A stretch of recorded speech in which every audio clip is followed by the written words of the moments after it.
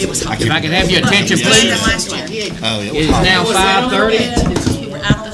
It is time to start our board meeting. Board members, it's time to get with the work, okay? Saying something really important. Okay. Weather, okay. Yes. I welcome you to our board meeting for the month of June. At this time, I'd like to call on Mr. Terry Williams for the Pledge of Allegiance. If you'd stand with me, please, and face the flag. I pledge Allegiance to the flag of the United States of America and to the republic for which it stands, one nation, under God, indivisible, with liberty and justice for all. Thank you, sir. You're welcome. Our mission statement will be given tonight by Ms. Ethel Booth. Beaufort County Schools will provide quality educational programs and services to ensure student academic and vocational success. Okay. Thank you.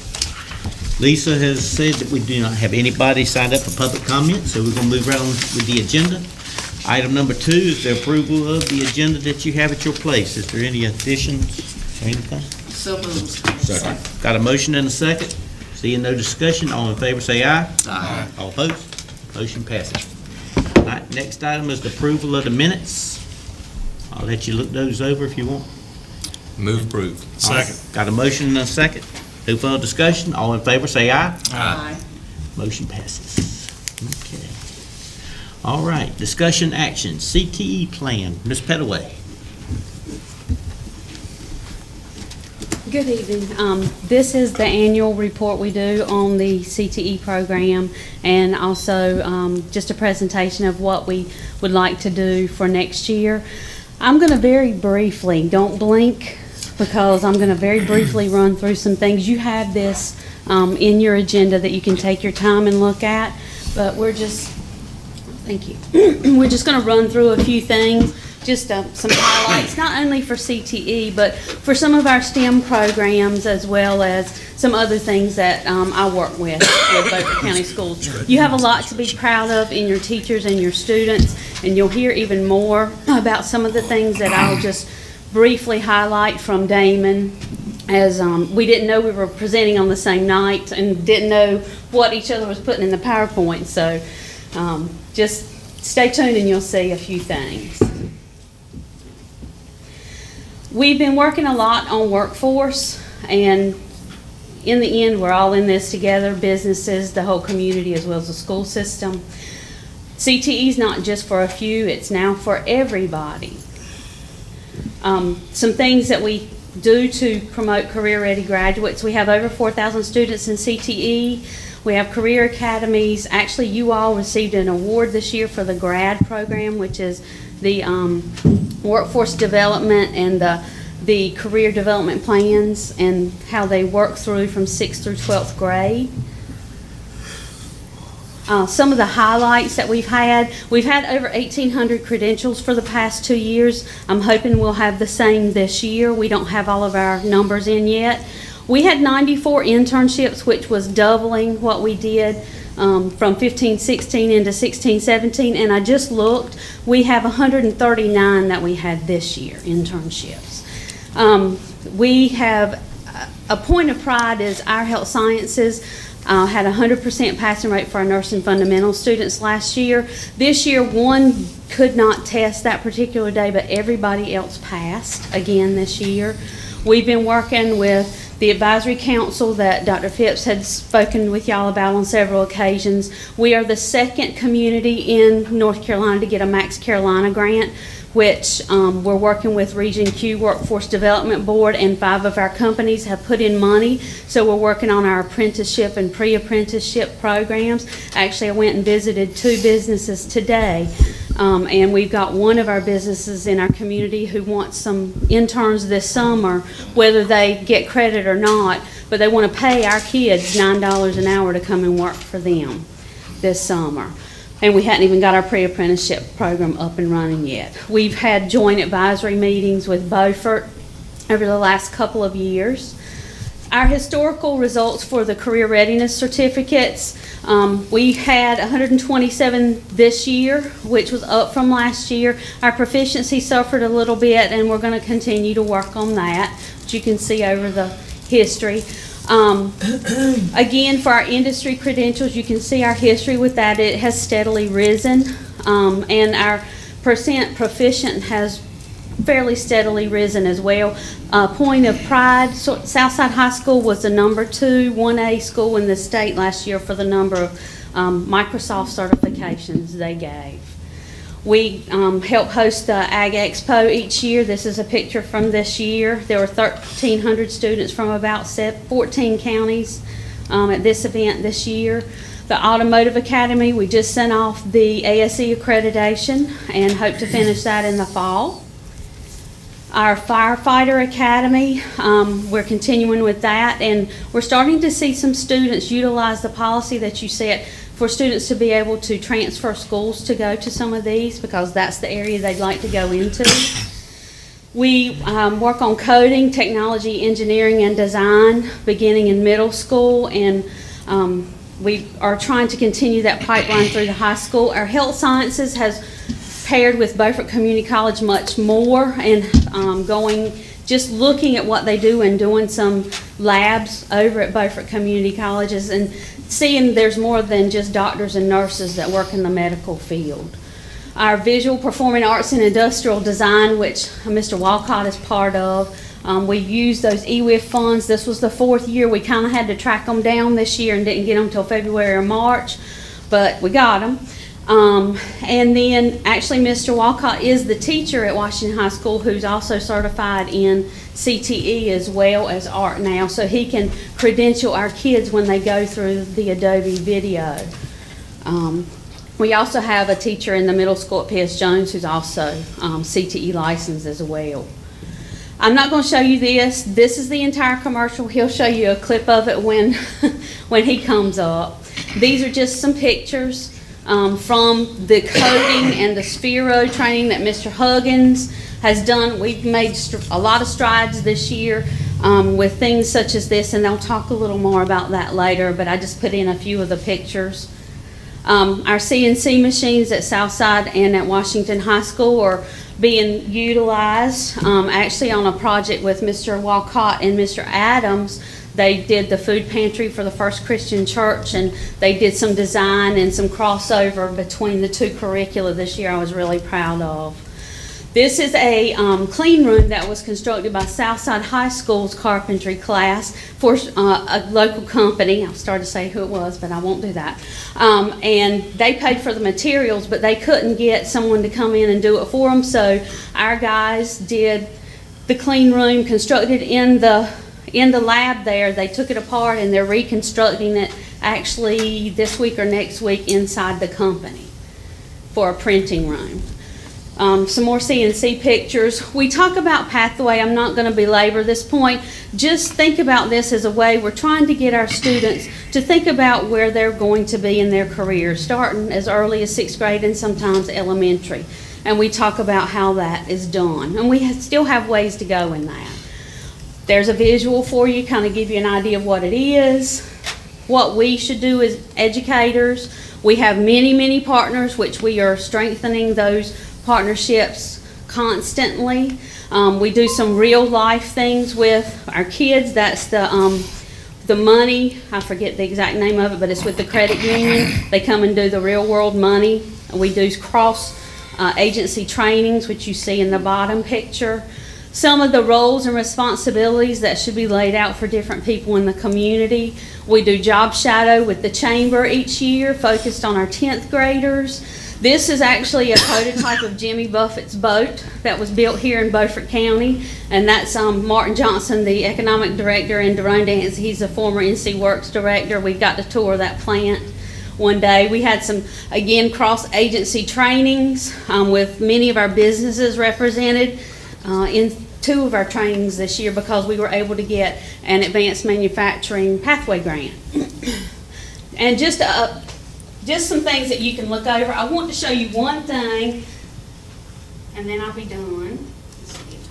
There we go. This is a video that was made as part of the grant for advanced manufacturing this year. Nowadays, everything is going Most of these students are Beaufort County School students. This career path has definitely shown us the basics. I've chose this career because I love to do hands-on things, and electrical engineering is something that won't go away anytime in the near future. There's not very many electricians right now, so the more that's going in the field, the more likely you'll have a better chance of getting a job. The education I'm gaining is crucial to learn how to operate the electrical components of the machinery.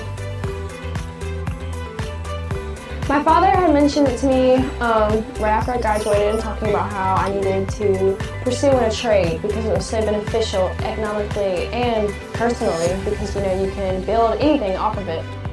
My grandma was actually dating this guy, and he was a welder, and he was telling me stuff about it, and I was like, I was thinking about it, and I did some research on it, and well, you get pretty good money. Welding that I'm doing right now is stick and TIG. I was supposed to take MIG, but I take that next semester. I'm actually doing MIG, TIG, and stick. There's actually a lot more technology coming up, like these things and the virtual reality welding stuff, and I can keep up. It's interesting. I love technology. I was a stay-at-home dad for 8 years, and I wanted to get back into the workforce and be able to provide for my family. That's why I came here. I'm currently working at Sesame Technologies, which is doing stuff that I'm going to school for. This program gives me the ability to be able to design and create anything that I can think of, anything that I want to do. Before I came here, I never saw a lathe, I'd never seen a mill, I didn't know how they were run or anything.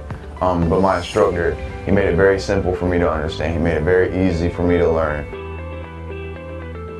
I chose to go to college because I've seen the potential it has for economic growth and how it can help myself and others around me. I definitely think obtaining a college education will definitely open doors for me. Some companies hire guys right out of this class. It's cool because I'm using what I'm learning at school every day.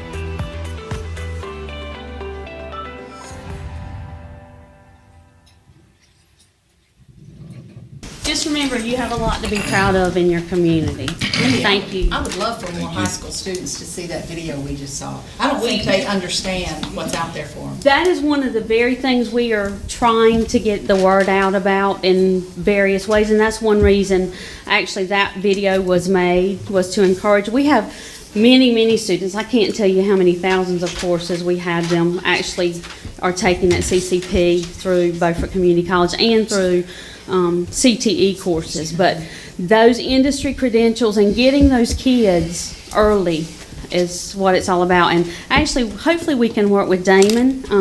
We've talked about doing some additional videos kind of in-house. And anyway, he'll talk a little bit more about that. But we're integrating lots of different things and trying to move our kids forward and make our community a better place. That's great. Thank you. Okay. Thank you, Ms. Pettaway. We need to vote on the CTE plan. Yes. Is that correct? So I will entertain a motion at this time. Move approval. Okay. Second. All right, got a motion and a second. Any discussion? Seeing none, all in favor of this motion, say aye. Aye. All opposed? Motion passes. Good work, Wendy. Thank you. Thank you. Awesome. Very good. All right, moving down to discussion, no action. Mr. Willie Mack, Carolyn. Cyber policy presentation. Yes, we have Mr. Zach Wright with Surrey here tonight to talk about increasing our current policy with cybersecurity. We have a policy within our School Board Association policy. This expands us, gives us a little bit more coverage. He's going to tell you what his company is going to offer us. This is informational for you. We have discussed it with our technology director. He does think that in the world that we live in, that the basics that we have, if we had an attack, be it during testing or something, that his staff wouldn't have the capacity to bring us up and running as quickly as we needed. And according to the conversations he had with Mr. Wright, this policy would give us that outside source and financial coverage to do that. Okay, Mr. Wright. Folks, thank you for your time. I appreciate the opportunity to be here. Talking about cyber coverage, maybe you need to talk a little bit about crime insurance coverage. which you do have, specifically computer fraud, if an outside hacker, if you will, were to attack the system, break into the banking network, start moving your funds outside of your bank account into others, whether they move them to Greenville, North Carolina, or they move them to Moscow, Russia, you have that coverage in place already. We've got a few options for higher limits there. But when we talk about cyber, we're talking about really two things. The release of personally identifiable information, or we're talking about a breach of your network, whether they put a program in to deny a service or just some sort of encryption that denies you the ability to use your server. We've done presentations at NCASBO, which is the finance officer's annual meeting in February. And what we've always cautioned against is maybe using riders onto other policies, like attached to a general liability or a property policy, to try to do the job that a standalone policy can do that really those can't do. So cyber, you probably heard many out there, from Target to City of Atlanta, bringing it closer to County of Mecklenburg, County of Davidson. Mecklenburg, County of Davidson, and Atlanta, those are all multi-million-dollar claims, and a program that slipped in to where their entire, or a substantial amount of their computer networks were encrypted. Bringing it down to the school level, I think the first one that we ever saw substantial claim in North Carolina was the Davidson County Schools, which we were the agent broker on, and the carrier that we're recommending was the carrier in place as well. They've given us permission to talk about that claim, but in a nutshell, a person in the finance department responded to an email that was a fraudulent email, actually sent over 3,000 W-2s, 1099s to whom they thought was the superintendent. Turned out it was not. So the policy here that we had, that we're proposing for you, would address that. That claim is in the neighborhood of about $175,000 by the time they've notified everyone affected and they have done the credit monitoring. And we'll talk specifically about that in a moment. Another school system in South Carolina that the current, claim amount is around $500,000. Network breach, started feeding names, dates of birth, social security numbers to the bad guys, and that claim has been about $350,000 to bring in outside IT folks to fix the problem and clear all the files, and then we spent about $100,000 trying to notify everyone and provide credit monitoring. Now, the one that I think has scared everyone in North Carolina this year, really it started in December of 17, is Rockingham County Schools. Now, what I will quote to you here is what's in the papers. We were not privy to that claim, but I guess a email with an attachment made it past the firewall. An employee clicked on the attachment, and it encrypted the entire computer system at Rockingham County Schools. Preliminary estimates are 1 to 1.5 million. It has been easier for them to buy new servers and download old data than it is to go in and clean up those servers and try to get them back to good. So they had, I believe, the current policy that you have now attached to a general liability policy, which has left them substantially short in terms of the payment that they're looking at. They're over $1 million short. So what we have proposed is right now is $1 million policy that would provide liability protection. So if you were to release name, dates of birth, social security numbers, and your employees went to get an auto or a home loan, they could not do that. They blame the school system for releasing their information and brought a lawsuit against you. It could be vendors, it could be parents, student information, any of those. Something I always forget too, and I want to mention now, this is not just a cyber loss. If they were to break into the storage warehouse and steal high school transcripts, bankers' boxes of paper from the 70s and 80s, that is a data loss. That would be covered.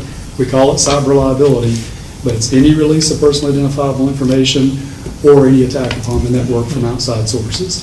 So liability protection you have, or would have, regulatory action if you were to lose employee or student health records, and the Attorney General's office were to come in and levy a fine, or the feds levy a fine against the school system under a HIPAA violation, that would be coverage provided as well. Event management would be the biggie.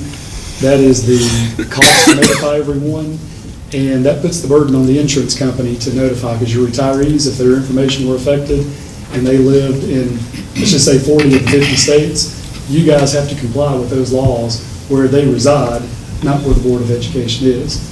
Massachusetts is notified immediately upon discovery. I don't know that that's practical, but that's what the law is there. So we'll notify everybody, provide credit monitoring, we'll bring in an outside IT firm to assess, maybe spend hundreds of thousands of dollars to help you guys clean up, rectify. We'll bring in outside legal, not folks that do wills and trusts, but people who deal with this type, insurance coverage. We'll also bring in a public relations firm. Dr. Fritz, you can look online, again, I'm speaking of what I've seen online, but your counterpart in Rockingham delivering about a 32-minute presentation to the media on what happened and what they were going to do to remedy. So we can bring in outside resources to all of you to help in that case. Cyber extortion, a ransomware attack. You come in Monday morning at 7 a.m., all the computers are shut down, and the only thing you have on the screen is send us $15,000 in Bitcoin. Well, they are set to, the insurance carrier is set to respond to those. Last, reputation guard. At the end, when it's all said and done, we can try to put out positive information or a positive flow of information to you, to the public, saying here's what's happened, here's what we've done to rectify that, and here's why we believe the data is safe with us going forward. So that would be the top coverages we're talking about. We would also include a full prior acts endorsement. If you started the coverage 7/1, anything that happened that day or after would be covered. But let's just suppose there's a virus in the system that somebody put there in November of 16, but they wait until October of 18 to activate. So we'll go back, as long as you don't know about it, we'll go back and protect you. All of those, I guess, for anything you don't know about that's already there but has yet to be activated. So we'll give you full prior acts.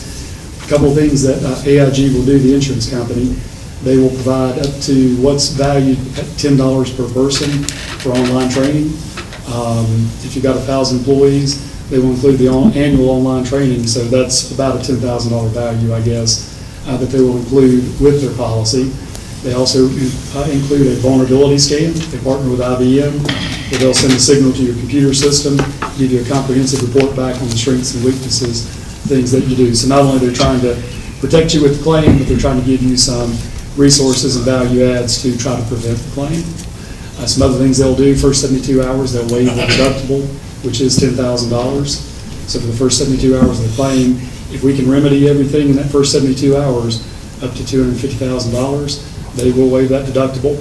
The reason they do that, if they're only infecting 8 computers and you wait a week or two, then it turns out you guys couldn't handle it, and it's 800 computers, let them know.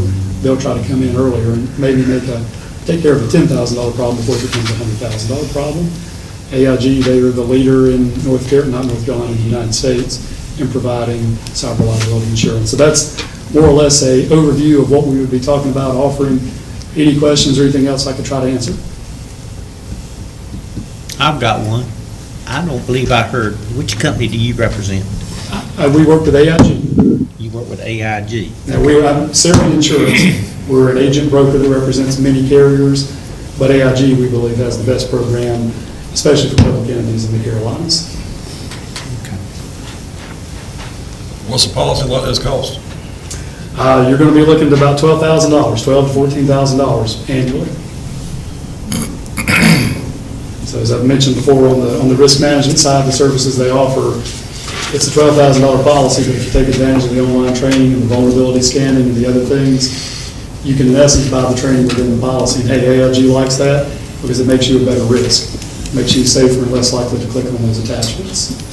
So I don't want to say, if you don't use those services, it's a $12,000 policy, but if you'll take advantage and put those resources out there to employees and others, then it can sort of pay for itself. I think it's a shame we even have to talk about having to deal with this kind of thing, but in the world we live in, it's what we have to deal with. It's a shame. Folks, this may help you too. We work with 86 of the 115 LEAs, including you guys, doing some part or all of their insurance. And of those 86, approximately 60 have taken, not only taken coverage with us, but taken coverage with the AIG policy. And what kind of policy do we have now? What kind of investment? No, it's minimal. William, you know what the... Right offhand, I believe it's the rider within our policy. It's minimal liability, I believe. The maximum liability, I believe, I want you to refer to the policy and check with your provider. For liability, it would be $100,000, and then no more than $100,000 of expenses that it would pay. But riders on the policies are subject to far broader exclusions.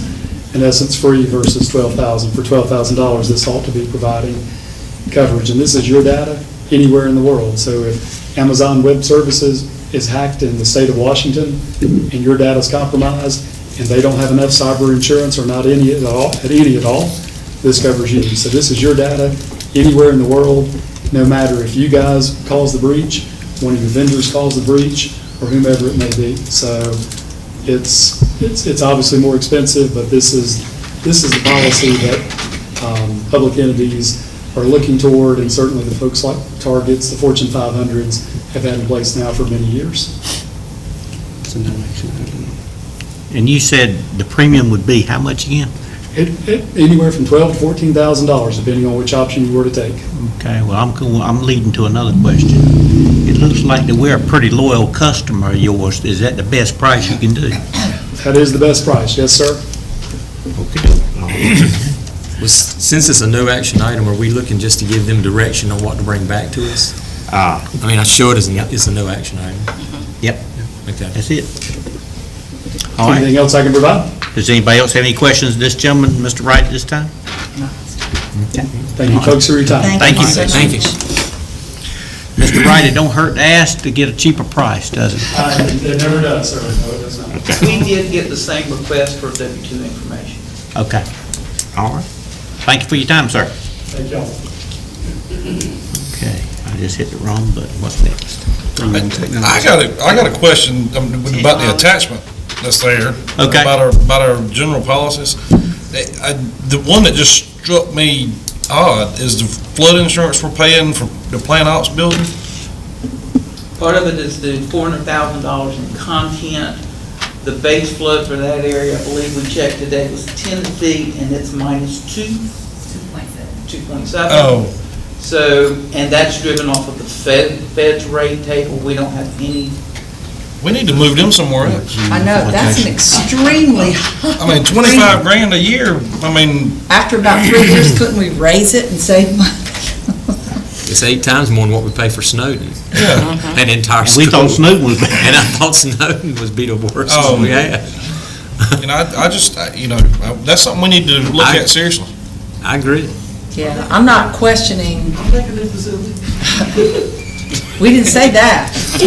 A moved facility. We moved the facility, Stan, is that good? Don't get too excited over You are there. two very different trains of thought, Stan. I just, Anything else, Butch? no, I just, that's something I think we need to discuss further. How much would it be to raise it? A lot. It'd be a Well, lot. that's a lot. In 3 years, you're paying. Yeah. In 3 years, you're paying over 75,000, though. You gotta look at it both ways. All right, moving right on down the agenda, Mr. Huggins, you're next. How are y'all today? This kind of really dovetails greatly to what the gentleman said in front of me, training individuals how to expressly use technology correctly. And it's something I think that we owe every one of our students that we touch on. I want to talk to you today about BYOT. It's not BYOD, which is device. When you say BYOD, bring your own device, it's kind of like bring your own cell phone. And this is only bring your own approved technology. We at Beaufort County Schools would approve whatever technology that this child would bring into the schools. We've had an interest in this with some of our schools.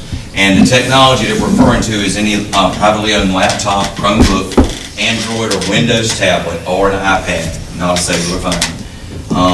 It's difficult for teachers to see what's on a cellular phone or iPad mini on that. Each device that would be allowed to be brought in would be approved by Beaufort County Schools, and a small decal would be attached to it for easy recognition of the teachers. Our students are digital natives. The lowest technology that my daughter knows of is an iPhone. I myself know reel-to-reel, and that's ancient technology, but all she knows is an iPhone. And so she's a digital native, born with that in her hand, and she actually understands and knows more than my senior that just graduated from high school when it comes to an iPad or it comes to a Chromebook. We live in a world today that is consumed with creation and consumption, and it occurs at an ever rapidly rate every single time. And to access these tools and resources in this ever-changing world, we need to understand how to use these tools, and the kids need to understand the appropriate level at which to use these tools. And I think it's imperative for their education that we teach them.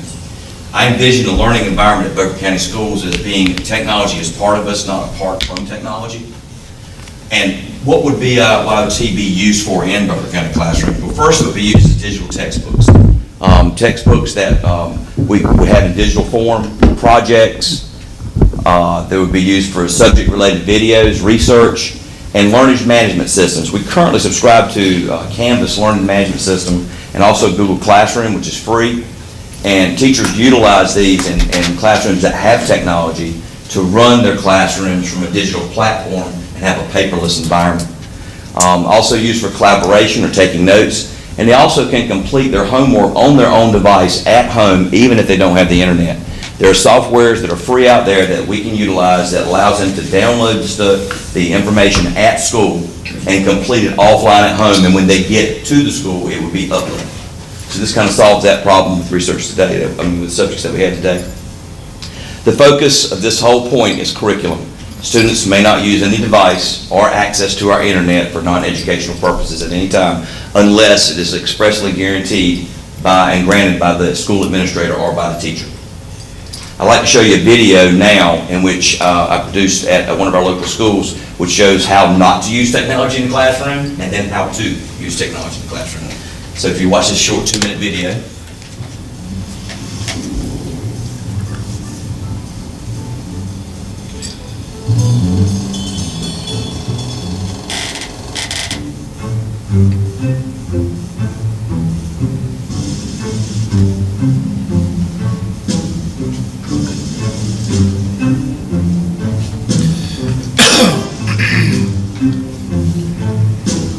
Call a girl on a phone in the back of the class, if you see she'll look at it.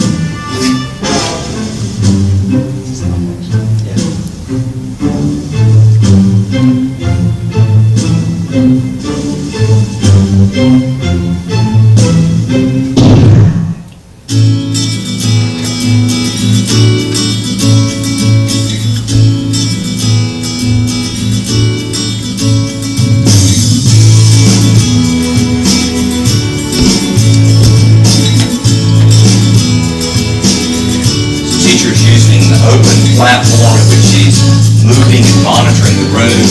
Students are set in collaborative groups together. Devices are down when she's teaching and only pulled up when they're used to enhance the collaboration of the particular subject.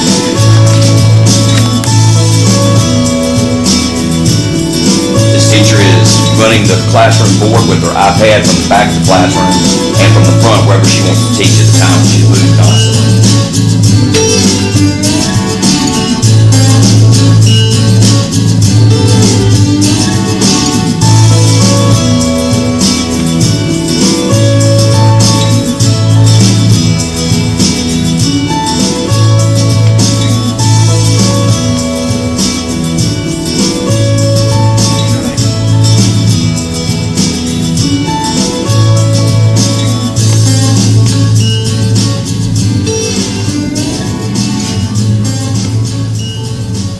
So with proper training and proper use of classroom space, I believe that all classrooms can become digital spaces.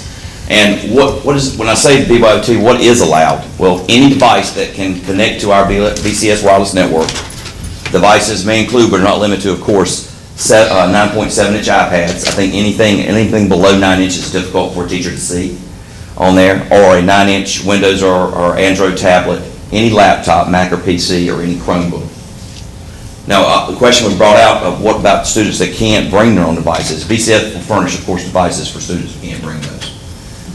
When one device is brought, though, in a high school setting, it frees up 4 devices at that school, because they're used 4 times during the course of the day. Students, this is how it will work. Students will access the internet through our wireless network. The network will provide filtered internet content, just like we do with every computer that we have. Zscaler will monitor and filter that content. Any and all access will be monitored for the purpose of network security, what this gentleman was talking about before, and for student safety. This can be done with physical monitoring or a software such as Dino, which is a monitoring software that currently Southside and Southside and the early college use. This allows a teacher that was in that classroom can see on her iPad exactly what is on the screen of each student at any given time log them out, send them the correct site they need to be on, or take a screenshot of what they're doing. So how are we going to do this? My proposal is to get lead teachers and instructional leaders starting this summer with how to train them, how to conduct a digitally enabled classroom. Those lead teachers and instructional leaders will develop what a digital classroom looks like, lesson plans for subjects, and also best practices that they've encountered in the schools that they have one-to-one in their schools. And from these sessions, we would teach classroom teachers how to conduct that over the course of during the summer, most of the course of next semester. So these are the schools that have expressed interest in going with a BYOT program: Snowden School, Bath, and all high schools. Washington currently has implemented already a one-to-one in certain classes. They do a coding class in which they allow their students to bring their devices, and they're already done. So when I talked to Mr. Swenson about it, he said, we already do it. Yeah, we're ready for it. And Southside is already in a one-to-one environment, but they're going to have some devices that go out of date very shortly. And so they're going to drop the devices that they have. The problem there was that a lot of devices were bought without sustainability in that school. So that's why some of them were going to go out. Northside is probably the lowest amount of devices that any school has for one-to-one capability. And Bath and Snowden want to enhance their programs as much as they can. So Mr. Pettick and Ms. Windley is ready to go with those. So how soon can we do this? Well, that depends on two things: time and resources. Time to train every single teacher that would be involved 6 through 12 on this, because it would only be middle and high school. And the resources. Personnel would be needed to reach out to those teachers and train them and the principals on what to look for when they go to observe. If we were to be able to get instructional personnel, they would be covering North Side, South Side, and either sharing the city schools or working through the city schools. Our proposal is to start this, if we can get the training and the personnel, by 2019 January, second semester of next time. I don't think it could be done any earlier because some of our teachers are just not ready for that. There are several teachers that we have at Washington and Southside and EdTech that are one-to-one and can be used as instructional leaders in their schools. But this is touching a lot of teachers 6 through 12. Any questions? I'll turn the lights back on. You said 6th to 12th grade, Paul? Sir? You said 6th to 12th grade? Is that what you said? Middle and high school. Why aren't some of the other schools, CMS, PS Jones? I went to each school and talked to their principals, and the schools that we showed were the only schools that expressed interest in it. I think if we could implement these in these schools, I think they would see a working program that would work, and they would be left behind on that. But we really need, PS Jones is a school that really needs it. What I was going to say, they're feeding into Washington, and it's a huge school, 800 kids. It is, and by the time the kids get to Washington, they need to be, That's right. They need to understand how to use a device, they need to understand the proper use of the device, and how to use it with each particular subject matter. So when they get out, they can say that, they're interviewing for a position, and, can you use this? Yes, I've got experience in this, that, and that. Terry, I can't imagine if we elected to do this, that we wouldn't have everybody on board within a few months. I agree. It's a no-brainer. I just want to say why they weren't already on the list. I agree. We don't have the resources to supply every school with one-to-one. Well, when you say the schools are, the schools you're talking about, I know are already doing quite a bit of this, some of them. Is this, when you say they're wanting it more, are we talking to administrators, or are we talking to teachers and the staff? In other words, I understand that you mentioned Mr. Swenson at Washington. Well, I spoke to each principal, all 14 of them. I'm just saying, how far down the list in the school are they in over the past support of several years, I've done training at schools. Sure. And when I bring training out to the individual schools, I get the feedback sometimes that, yeah, this would be great if we had devices to do that with. Gotcha. And so over the past several years of me being in director of instructional technology, I've seen where the need's at, and the whole system needs this. I agree with all of that. I'm just trying to think in my mind, how much of the summer are these teachers willing to give up for training?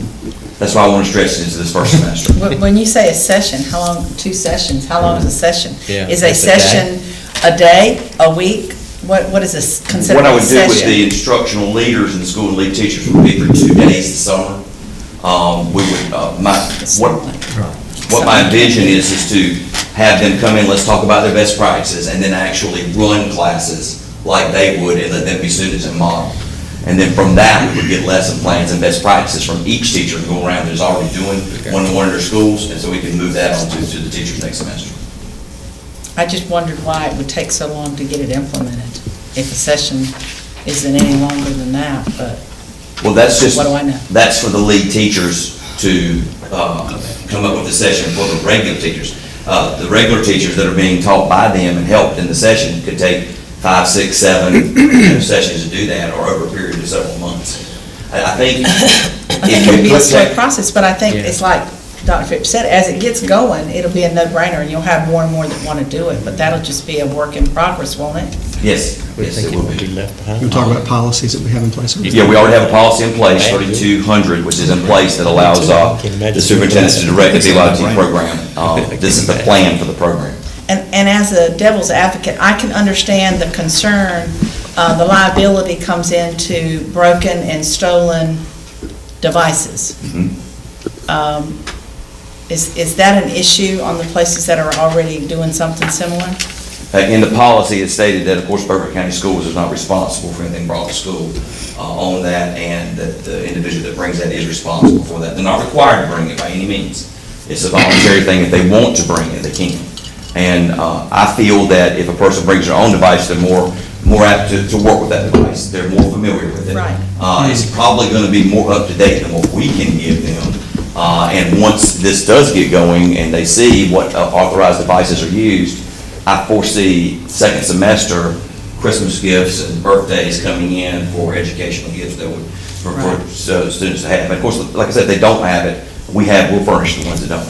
I can understand as a parent, some of the newer iPads, the more sophisticated they can get up to $800, $900. I would be probably very hesitant to send that with my 12-year-old sixth grader on the bus with a device like that, because then the way they sling book bags and things like that, I can see where once it comes home with a broken screen and a parent is calling, wanting somebody other than his or her son to be responsible, I just wonder, so we become totally not liable for it no matter how it's broken or stolen, right?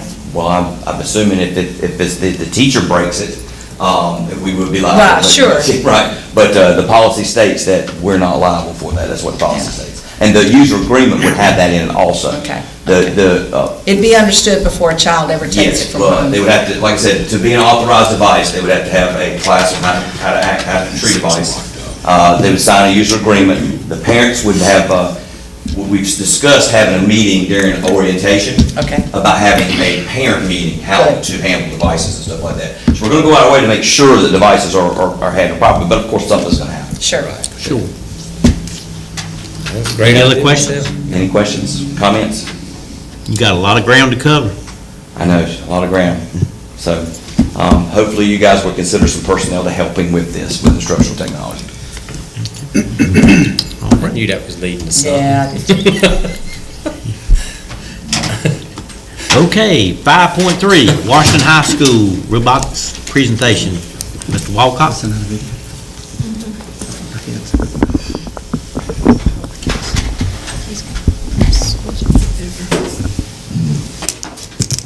Good evening. My name is Damon Walcott. I really appreciate you letting me be here to give you a real brief presentation. Wasn't quite sure exactly what y'all wanted to see, so I've got quite a bit on video, and I'm just going to show just a little small piece of it.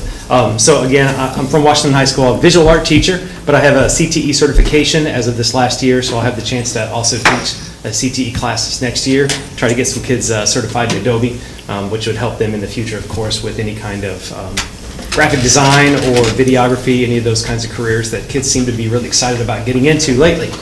So I teach a video course, and some of the things that I could show you tonight are about that, but really what I'd rather talk about is robotics. So Paul had, in the middle or the beginning of fall of this last year, had come to our school and trained some of us teachers about robotics, specifically a Sphero, and it's controlled by a personal device. I've got a cart of iPads in my class, And he taught us about the sphero balls and how the robotics are driven around. It's a horizontal, vertical platform that they're driven by.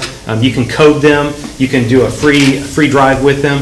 And he said, well, our county has one set of these right now, and you can go ahead and sign up to get your class this. And I had a group of honors art students, and I raised my hand first. I said, let's get these in. Let's see what these kids can do. Because I'm a firm believer in putting things in the hands of the students, giving them a challenge, and see if they can meet it. So with that in mind, this slide is just a basic design process that I have taught by for years and years. It's really an industry standard and philosophy on how people operate, really in a wide variety of corporate levels. I came from the corporate world before I started to become a teacher.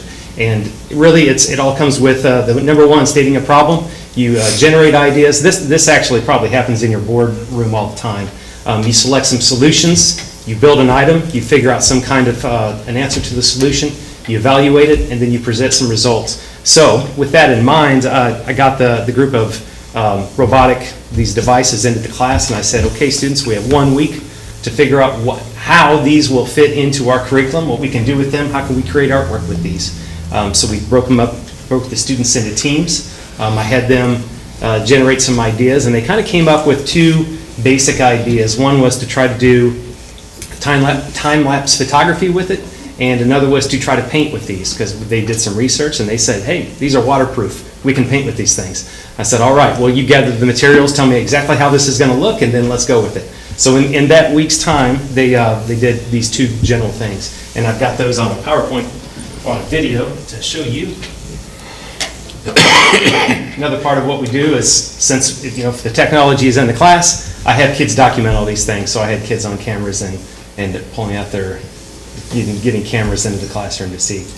So this first slide again shows kind of more my approach to this, and then this next is the engineering design process, which if you were to go into an engineering career, this is the type of design philosophy that they're going to follow all the time. And I'm going to jump ahead just a little bit because I had some, okay, here we go. So it's digital photography in the spirit. First thing you'll see is when we took these into the auditorium at Washington High School, and I used a class period to drive them around, see how they operated, do some coding with them. We had cameras all over the place. This was one student's idea to do a time lapse of the entire classroom for that class period. You can't really see, but most of the time I'm just monitoring the process and I'm asking questions, getting them to make decisions, getting them to challenge their ideas, think of new things to do. Here's some of the digital photography we came up with. That was spelled out through coding. And then this was the painting. So the next few days, we did some preliminary designs just by taking a cardboard box. I'm very frugal, so we take anything that we can recycle. So we were talking about building frames, and I sent a kid down the hall to get a cardboard box. That worked just fine. So here we're driving this around, trying to see how we can do random paint design. We talked about color theory. So this just lasts for a few seconds. Some of the paintings that resulted from this.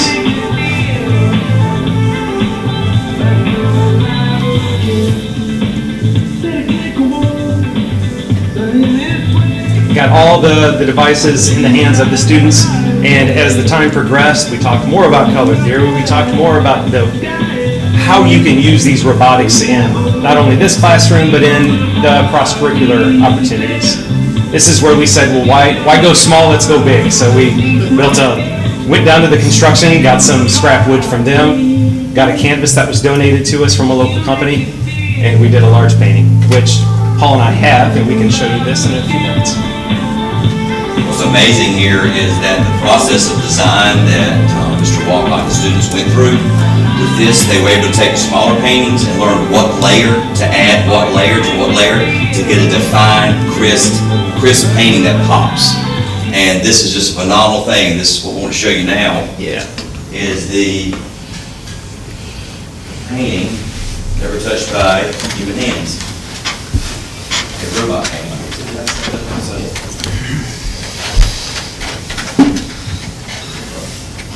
This might resemble a Jackson Pollock. This unfortunately is not worth millions of dollars, but yeah, it's like Paul said, it's an interesting experimentation with robotics in the visual arts. If you can do it in the visual arts, I think you can pretty much do it in all curriculums. Turn around to the camera, yeah. One of our goals this year was to bring technology to art and music. You got it upside down.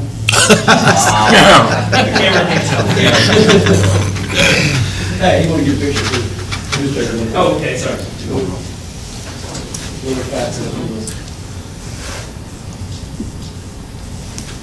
What's going on behind the scenes with the Sphero, which was the little ball that you saw, is actual coding that students are able to do that control the direction it moves in. It's computer programming that students don't even realize they're doing. It's what I did back in the 80s and 90s of actually having to code computer programs. They're learning it in a neat way, and it really is a way to advance and accelerate what they're able to do on a coding. And if you ask, do students, will they want to do this kind of technology? Just this afternoon when I was leaving, my 12-year-old was at our kitchen table coding his own game on his iPad. I said, where'd you get that game? Oh, I'm making it, Dad. I coded it myself. Same coding that uses the Swift. Yes. The Swift robots, the same exact coding Dr. Phillips is talking about is Swift programming. That's the same thing that every app on the iPad or a iPhone is made. Same technology. David, will you talk for a minute? Because I was impressed when I heard you mention this about the food pantry and the way you moved between different departments and different areas of curriculum to solve a need, but you pulled in students from all across the school to do that. Can you just explain to them what you did? Through conversations with a community church, conversations with a social studies teacher in our hallway, we were talking about need and the hunger. We have a food pantry at our school already, and we were talking about that, and the community organization, they said, well, there are different ways of handling hunger.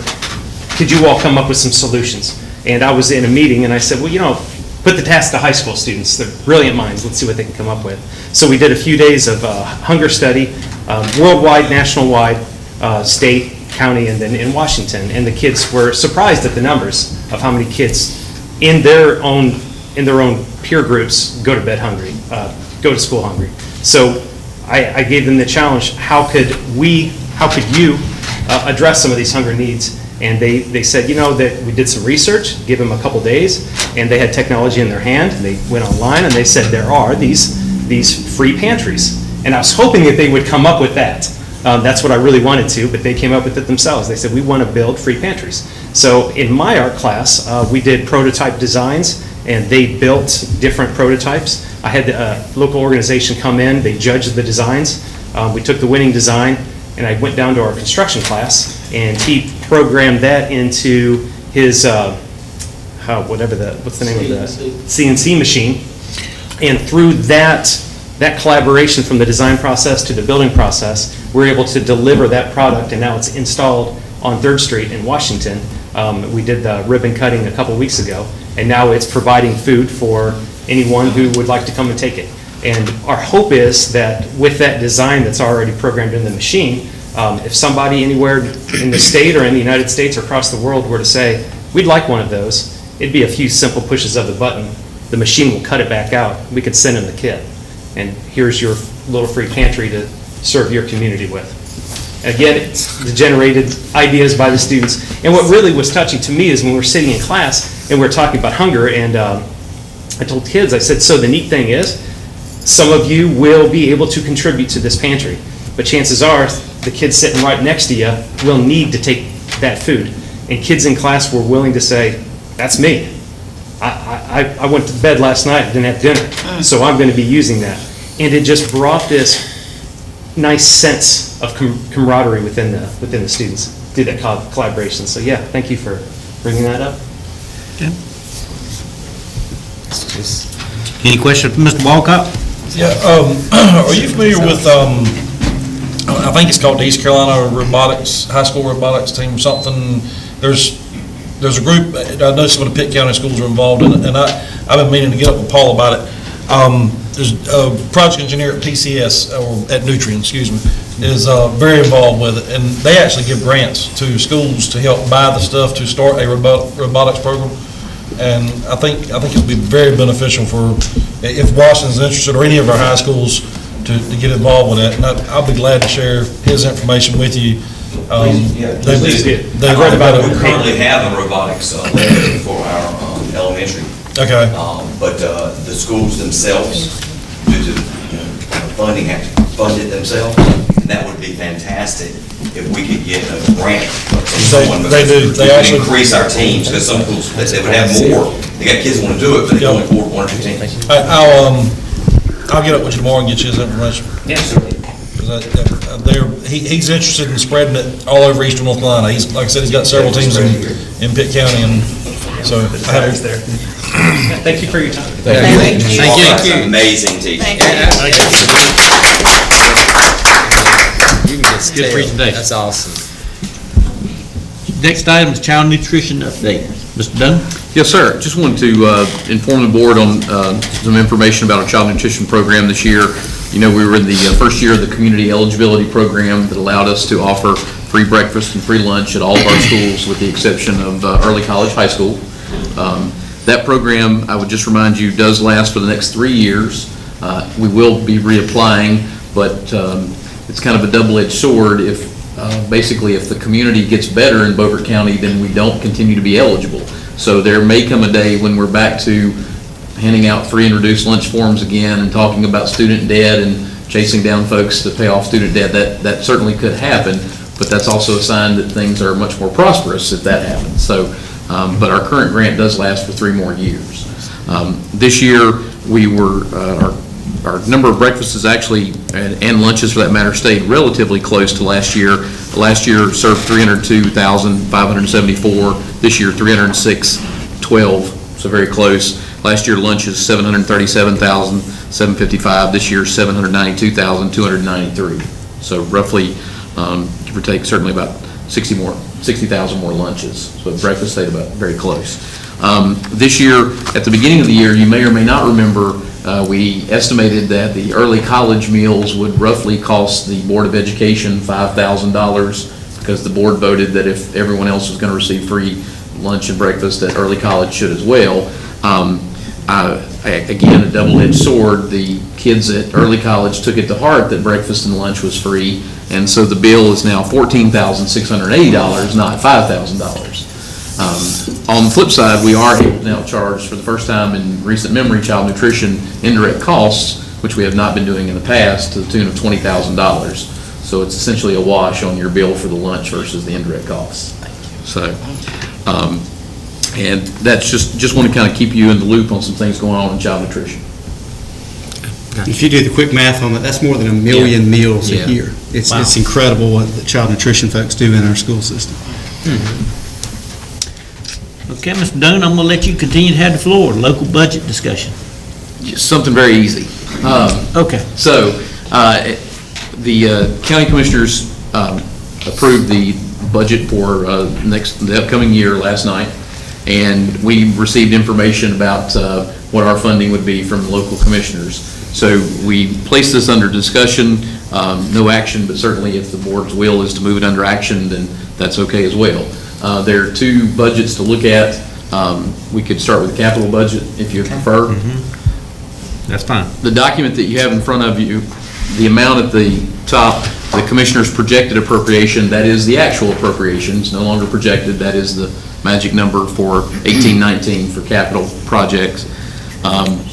What you have the potential savings for some projects in the past, all the way dating back to 15 through 18. This is not a guaranteed dollar figure, but this is what we project in terms of the savings. $12,000 is not a huge cushion, and we've certainly used a lot of maintenance projects this year that would eat up that $12,000. The fiscal 18 projects, you see the $200,000 remains that would be committed to projects that we're hoping to finish up this summer. Those would be the roofing projects you see there, parking lot, erosion, getting started on the erosion at South Side. We're in the process of placing out RFPs for the remaining projects that haven't been started, and with the parking lot and paving, the roofs are already, Stan, correct me if I'm not mistaken, already under construction and or finished. All but 2, yes, there's 2 still out for it. So, in theory, assuming that all those projects come in at the projected amount, we will spend that $200,177.57 this summer to complete that list. Mark, one of those carried over into the fiscal year 19 project, though, right? The South side erosion project, yes. The 20,000 by itself is not enough to cover the south side erosion project, so that 20,000 would have to be moved into the 18-19 projects to add to the money that we had budgeted, hopefully. You'll see a $40,000 line item for that. Really, the total price is 60. It just came out of 2 years. So, and the board decided these were the fiscal year 18-19 projects that you would request. So there's the list. Of course, the total on that is $1,364,800, which puts us $249,105 short of what the commissioners gave us. So Dr. Phipps, myself, and Stan discussed if there was anything off the list that we might cut or change so that we come in at budget price. And I think I would turn it over to Stan if you want to talk a little bit about what we thought about doing at Northside High School and the chiller replacement. One thing we looked at, and we've looked at previously before we were looking at totally replacing Northside's chillers, would be a revamp of the existing chiller. The coil is the main thing. The coils are deteriorated. They were non-coated coils, which is required now.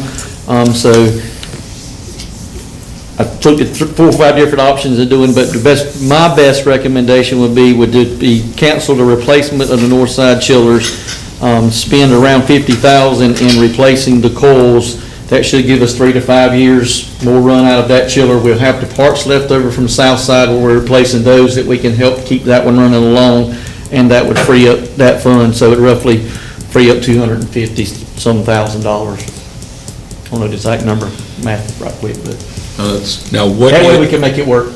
What is what was the, refresh my memory, what was the issue with the south side?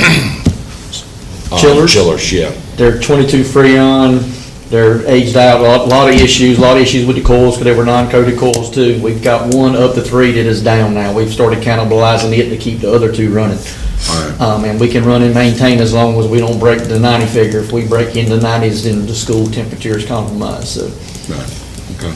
So what you plan to do at Northside cannot be done at Southside? The same. Well, that's where I was going ultimately. Yeah, with the cost of it and then the cost of the 22 Freon, which is not available anymore, we would consume that 22 Freon to take to Northside. We checked with the environmental folks. We can legally move it and use it without having it reclaimed, so we can keep ours without buying all this high expensive stuff. It would cost a whole lot more money if we have to recharge those. You're talking about $30,000 the Freon to fix that one that's down now, plus coils, plus everything else. So it just gets to be a eating factor. Right. I mean, eventually you got to replace. I get it.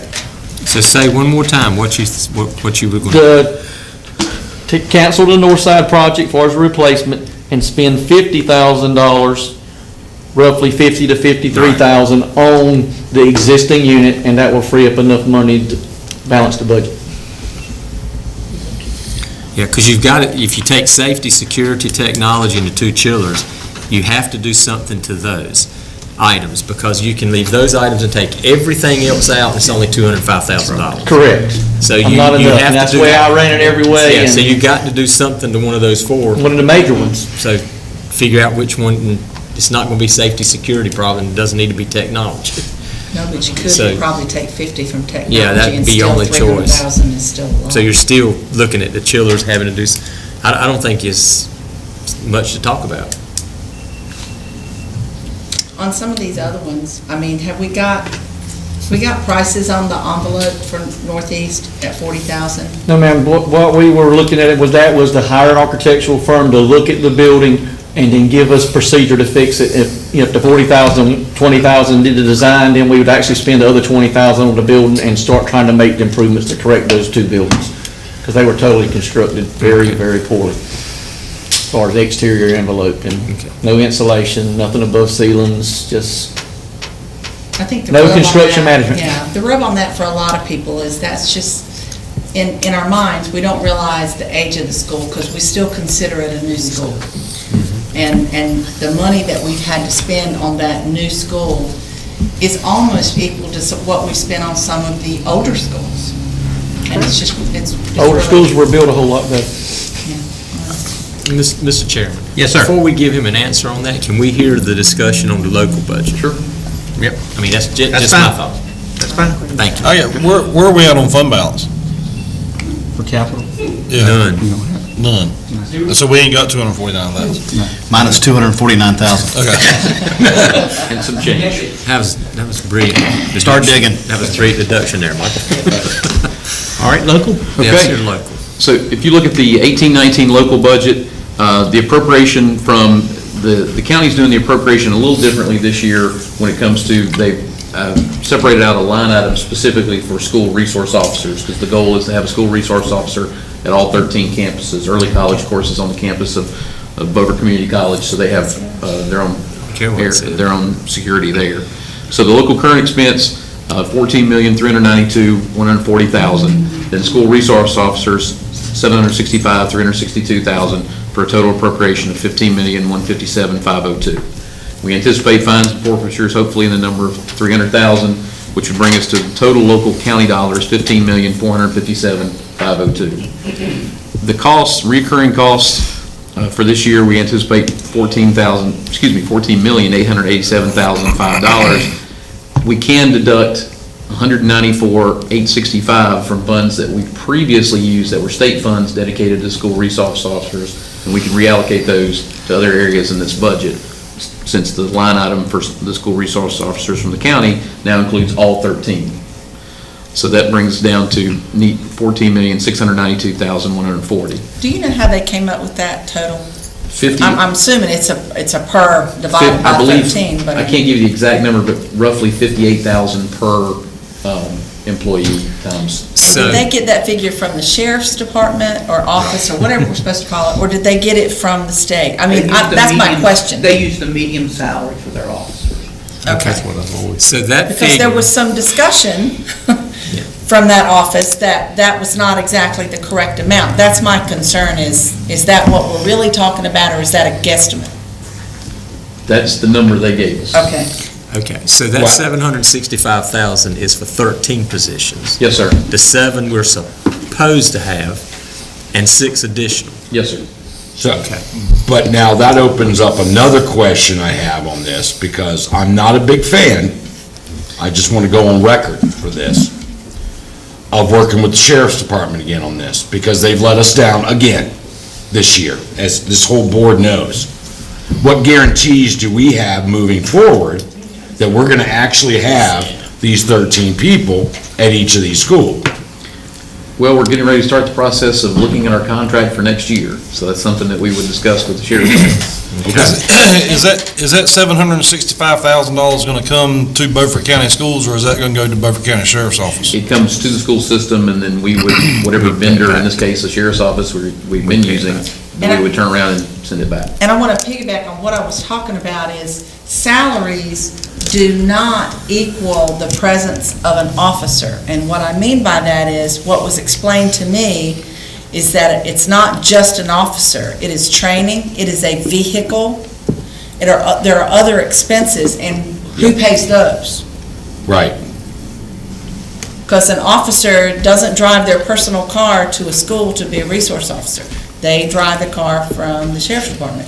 So what was explained to me was that the salary is not what the cost is. So my concern is, they're going to cover salaries, but who's going to foot the bill for the vehicles for each officer, for the training for each officer? Do you follow me? Well, now, I don't want there to be a those surprise. school resource officers ain't making $58,000 a year. No, they're not. I mean, I'm assuming that's a padded number to cover My understanding training is the 58 vehicles. is salary and benefits for individual, and They don't make that much money. No. They don't And- make and that. other costs. I don't have to That's- even ask them that. I just want to When make sure. we were talking They're with the making city, that little and we were dealing with that, No, we they make we had less an than that. I item know by that item for a fact. I breakdown don't even have to that check. included weapons and I was on that uniforms and all contract for that. 3 years as chairman. I know that's not true. We met with Brian today and talked about, were there any other costs? And we were told that there weren't, this was what the SRO cost would be to have them in the schools. Now, whether that's going to be What does picked up that by somebody else. what does that include, though? Yeah, can we just check and make sure? Because off the record, Okay. off the record, I had heard something different, and I just want to make sure we're covering ourselves and that there won't be a hidden cost that they don't come up and go, oh, well, you've got to provide us with 5 more vehicles. I just want to make sure, this is not my money, this is the taxpayer money, and I'm not going to spend money that we don't have. Before I go any further with this on safety, or this is considered like a safety and security thing, Mr. Chairman, is this a conversation you want to have in open session? 'Cause I got some more to prefer say. not to have it in open Okay, session. because I got some more to say about this. I would rather But keep it in closed session. About Okay. what? The SRO, which I consider part of our safety and security program. I mean, before I say anything else, I just want to know, am I supposed to say it here or in closed session? Well, it depends on what you're saying. If you're Well, talking about well, a once I say safety it, it's going to be plan- too late to say it was the wrong thing to say. Maybe you could ask me ahead of time. Yeah. If you're Okay, talking well, I'll about keep their it. performance under the contract, that Okay. should be done in public record. Okay, then I'll keep it clean. Why would I want to go any deeper into a contract with these people than where I'm at right today, when I visited schools this week that is supposed to have a resource officer, and they told me they have not seen a person from the sheriff's department since February? And they're supposed to be under our current contract. Is our current contract, which we just recently signed because we never could get a contract, is that the one, does it run out in June? I mean, because we literally just signed it, I believe, Mr. Chairman. It ends the end of this month. Okay. I realize they've passed the budget, and it's in the budget, and they're commissioners, and that's their authority to do that. What happens if, Well, this doesn't- and I'm just one person, but what if I say thank you, but no thank you? Well, this is the amount of money that the county is deeming Right. what it costs for an SRO. Right. And unless I'm mistaken, there's no guarantee that we would have to turn around and use the sheriff's department. I mean, this is the money that the county has allotted for us for SROs, but they could come from another source. But I'm assuming that, I don't know that. Well, my concern is that if they can't hire a person since February to replace the one that we haven't had, how do I think they're going to hire me 6 more in addition to that? I mean, I want to work with them because I think that's probably the way to go. Right. But, Mr. Chairman, we can't get one hired since February. Why do I think we're going to hire 6? I Is this a discussion that we need to have with their I representatives? think somebody needs to be talking to them, reached and out they to need him to come today. talk to us. I And think did we you need get a to back response up on it? just a Well, little we bit, need to get because I this think meeting what set they're up. doing Set here, up Terry, before we went. and correct me if I'm wrong, Mark, they're saying, hey, out this $765,000, we're gonna give it to you. The county commissioners are saying, we're gonna give you this to you, but these must be used, slotted for resource officers. Right, it's We a can't line item. utilize those funds for Right. anything else. But that's- They're not saying we have to work with the sheriff's department. We can go and work with somebody else. Okay. All right? All right. So, I mean, that's the understanding, correct? As far as I understand. Okay. Okay. So I'm happy with that. At least they're giving us something. I understand that. To Carolyn's point, it may not cover everything, right? Because I was gonna ask, are we guaranteed that the sheriff's office is gonna give us 13 people at 58,000? Well, that would be something that would probably be in the next contract. Right. Because I don't think. Well, what are we paying per person now? I guess we just need to have a I don't conversation know. with them. I think we desperately need a conversation with them to go any further. Yeah, Right. that's all. We just need to talk to them. On that- Because on there's too many that things subject. not clear. Are we about it. paying for the Right. use of vehicles?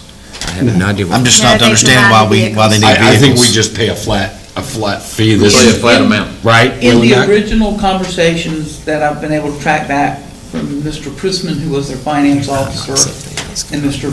Kohler, was that the county realized that there was only a certain amount of monies that we could access through the state to fund positions, and that the county would be subsidizing the additional costs on the backside. They did not give us the money and turn around to have us give it back to them.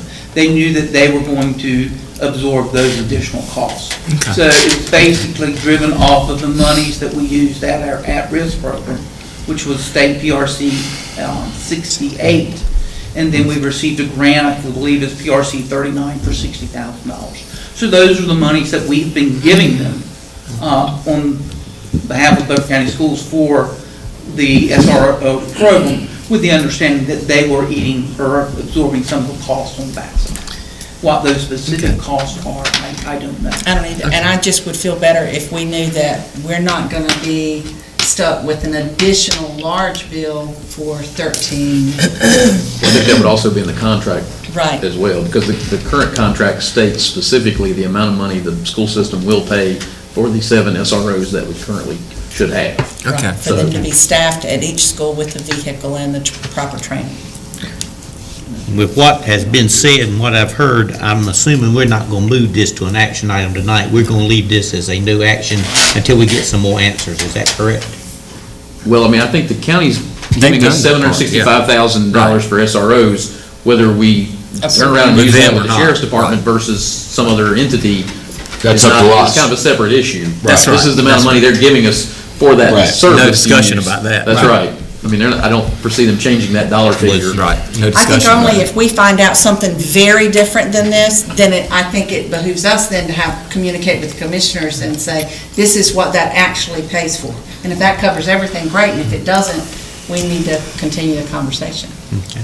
Well, Willie Mack has stressed the word total, but I don't know really what totally means, but we'll find that out. Okay. But we can still move forward with this because as Mark said, it's not going to change. The figure, Right, the figure's application ain't gonna change right. this time. Figure's not going to So, change. in our request to the county, we previously noted the cuts and losses that we were, had not replaced a testing technician, that we were cutting 7 local teaching positions, and just for public information, there were 4 others that would be eliminated by state cuts. That did not change, that cut. Program enhancement, we had asked for an increase in technology. We'd actually asked for $200,000, but in this budget, we reduced it to $100,000. If you combine that with the capital, Mark would be at $450,000, which is approximately what he has this year. So that's his existing technology budget. We asked for. That's not people, that's technology. Well, that 100, that is all technology. That is software, that is programs, that's hardware, that is not people. Okay. That is not people. The increase in the virtual academy, we had included this in our original request, and we kept it in this revised budget.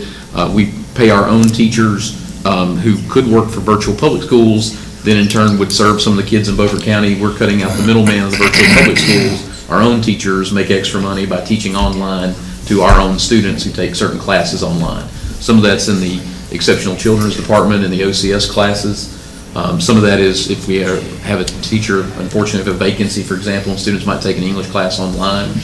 So we are paying a certain amount, but we're competing with virtual public schools, and it would be nice to enhance what we're paying our local folks. So that's what that $20,000 would do. The additional positions, we'd originally talked about, the one we had not talked about in the past is P.S. Jones. Greg Singleton is not able at this time to do his presentation on Title I, Title II, but I'm sure you remember from the past that there are different ways to split up the federal monies, and that we had discussed in the past whether or not the P.S. Jones should be a Title I school, and what would happen if P.S. Jones was designated a Title I school in terms of the amount of money, because it is so large, that ultimately it's the same pot of money, you just have to divide it in different ways. So that if P.S. Jones became a Title I school, it would basically dominate our Title I budget, which would pretty much obliterate what's left for the other schools that are Title I. So instead of going that route, we've always just not requested they become Title I. However, we would like to extend money to Tracy so that what she would like to do if she had Title I money is essentially pay for a position and pay for some tutoring as well. So that $65,000 would cover a position and some after-school tutoring for her. We had included in our original request $25,000 for marketing to either a firm or an individual. We just reduced that to nothing in this version. We had requested 2 instructional technology facilitators originally. We reduced that to 1 instructional technology facilitator. We would like to keep the certified teacher at EdTech in our K-5 mental health classroom. Good news, we had requested a teacher assistant originally, but we do believe we can pay for that out of EC funds. So that's not something that local or state would have to pick up. We had talked about hiring a mental health professional district-wide that would be part of that program. We eliminated that position due to lack of funding. That's not somebody, that was something we thought we would like to have. We still would, but we just took it out in this particular request. Fixed costs, the retirement rate, hospitalization are set by the state. The 3% salary covers the 2% for non-teachers, and then covers the variety of the teacher raise, which is average about 6.8, depending on where you're at on the scale. So if you get to the bottom of the screen, the current local expense budget total would be $15,760,377. Subtract the dollars out, that leaves us $302,875,000 short. If we were to appropriate fund balance of $302,875, then we would break even. This year you appropriated $350,000 in fund balance to use to get us through this fiscal year. So that would be $40,000 less approximately of fund balance for next year. I thought we didn't have it. What do we have? Currently, as the last audit was about 1.69. There's 350 budgeted right now, withstanding them having some overruns that weren't picked up in capital that we've been paying out of local. That may go a little bit more than the 350 that's currently budgeted. So if you're looking at 350 this year, if we use all of it that's budgeted, 302 in this budget, so it's what, 652. So we're close to $1 million, a little over $1 million that would be available at the end of June of 19. Dr. Phipps, you and Michael have been working on that mental health piece. Where are we on that? I hate to think that we've taken that out. This was the one that we were talking about paying out of our funds. We're still talking about working on that, Golden right? Leaf and Cape View Reynolds and anybody else that could be a funder that we can work on. I want to continue that work with Beaufort when I'm not here as part of the work that I'm doing in Caldwell that involves mental health. So it's going to be something that we continue to work on. There was something that was in the Wall Street Journal about 3 days ago about the mental health components that were being put nationwide in the schools, that there will be more grant opportunities coming up and that schools need to jump on them immediately.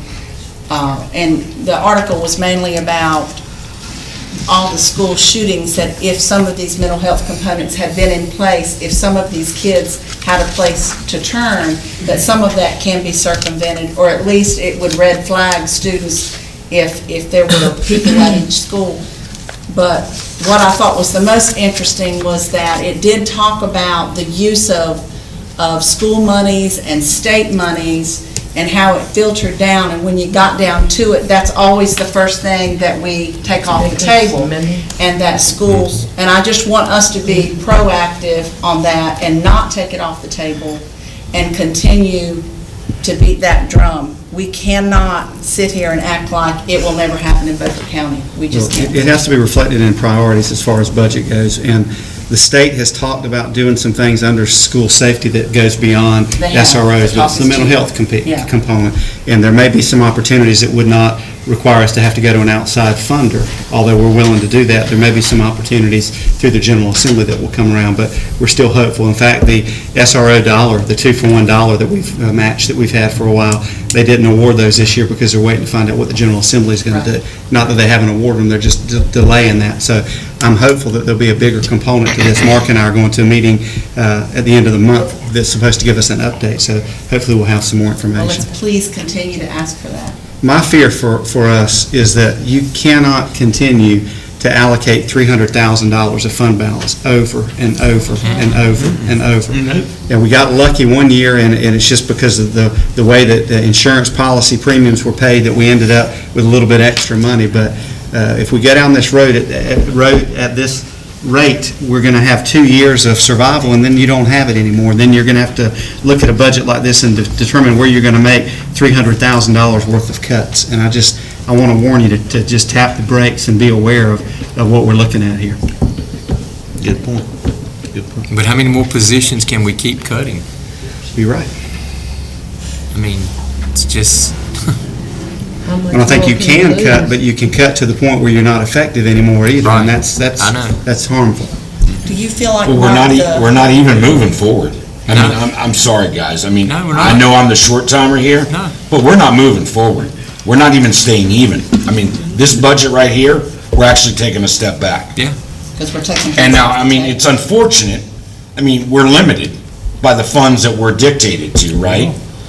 We got to do the best we can with the funds that we're allotted, but, I mean, somebody's got to wake up. I mean, we've got a responsibility to our children in this county, and it just doesn't seem like they're giving us the ammunition to be able to do it. I mean, to be quite honest, I'm a little disappointed. Not in us, not necessarily, but It becomes harder as and a harder whole. to meet their needs.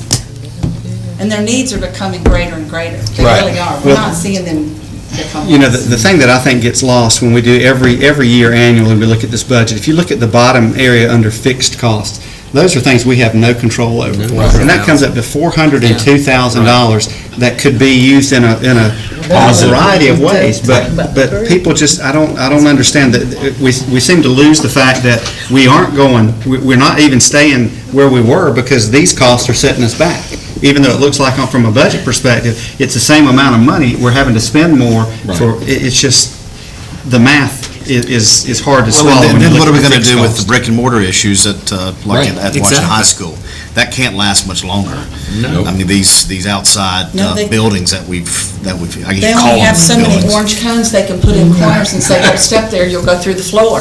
I mean, really, how much longer do you do that at a high school that I know. is? Well, is- what we keep doing is taking the things that we can't do in the 1 year with the money that they give us and put it in the 3 to 5 year. And that 3 to 5 year, I mean, that's more like a 15 to 20 year at the rate, at the money we're getting. We're on a I path mean, of we can't- self-destruction. Things are getting Just worse. getting worse I and mean, worse. and when you get to doing, I mean, we're talking about doing work at Northside, and I mean, that school's 30 years old. It's not a new school. That's what I'm saying, we're doing something at Northeast, and I look at how much older Northside is. If I could, and I know that mechanically we can't, I would flip it. We'd be doing the revamping for $50,000 at Northeast and replacing the chillers at Northside, because that's an older school. But mechanically, we're wiser to do it the opposite way, but Let me ask a question, and I'm the guy that for the last several years has been pounding on Title I monies for other schools. But with what we have to work with, as you say, we're working what we have to work. Do we seriously need $65,000 put into that program at PS Jones more than we need a mental health professional in our I schools? would think not. I mean, I don't want to cut anything, but we've been talking mental health piece for year after year after year, and it's only getting worse in the school all the time. cannot keep taking it off the We can't table, keep people. taking that off the table. I mean, we're losing, teaching spots. We already have high schools complaining, or parents, not the schools, parents complaining about what offerings we don't have at the schools anymore, and their children are leaving. They're taking them out and sending them to places like Parrot Academy. I'm not against Parrot Academy, it's just the one I thought of. I mean, or sending them to other places, which makes the system even worse because then our ADM goes down, so the money goes down, right, Don? Yeah. So it just compounds itself. But sooner or later, we've got to do something other than use a Band-Aid and fix something. But the mental health piece in our schools is really needs attention. But I mean, just looking at it saying, not too many lines you can look at, really. Nope, there aren't. Any other questions? That's my thought. But this is Sir? not Thank you, Mark. action. Not an action tonight, We still have some more time to discuss this. to the 27th of June. Okay. So would you like me to bring back another version to discuss on the 27th? Is that what I'm hearing? I think we're all ears right now. Okay. Oh, you're saying, go ahead? Yeah, we want to try to figure out a way to keep them in. I'm only one person. I'm not going to support this version. So the board would like two versions to vote on? Does that sound good? I would. I'm just saying I would. Okay. I see a lot of nods that yes, I'd like a I think different most version. of us here are concerned that we've taken out that mental health Okay. component. Try it one more time. I will bring back a different version on the 27th. If I've got to dip into our fund balance, I'd much rather dip into it and put the mental health piece back in. I just would. And then work our tails off to try to get some grants or funding in here to put it back. But that, I just think we've got to quit taking that off the table, people. And your grants and funders are going to be more receptive to you if you Made an effort. are also making an effort on your side. That's right, we've got to Gotta show help that we're being yourself. proactive and not that Right. we're keep waiting for them to fund it. Gotta help yourself, son. Would you like me to bring both back, or you want to proceed with the capital and? I mean, no. Bring both of them back. I'll Just do bring that. them back. Okay. All right. Even if you don't change anything on the capital. Yes, sir. We would like to make you earn that interim money. That don't start until July 1st. Technically, I haven't started yet. Don't let that stop you.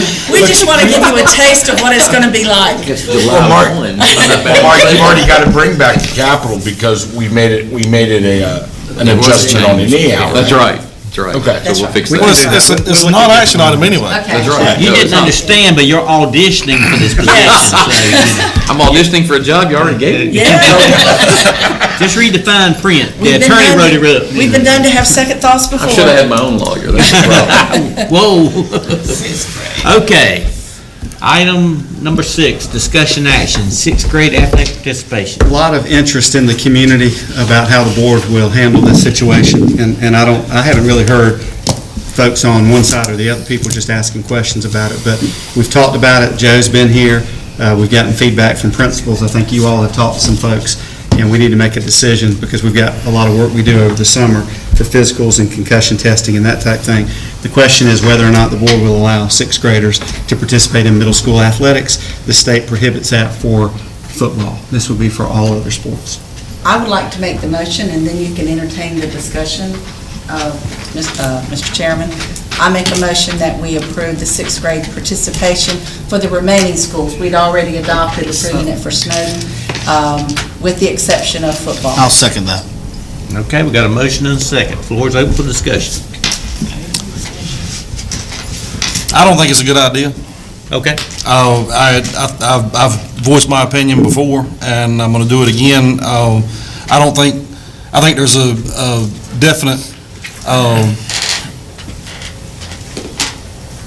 size difference between sixth and seventh graders and eighth graders. I think it's going to eventually cost us more money. One thing I will say, if it does pass, I think we need to make sure that we don't see any JV middle school teams. I don't think we need to be creating additional teams to give kids a chance to play. Well, we're not approving that in this, so. Well, now, you're approving sixth graders to play. You're not, No, but we're not adding teams. And I think, I'm afraid that that's where it'll end up leading. And that's, right now, we can't afford to give coaches raises, we can't afford a whole lot of anything, and what you're gonna end up doing is putting more stress back on our booster clubs to fund these programs, and I don't agree with it. But.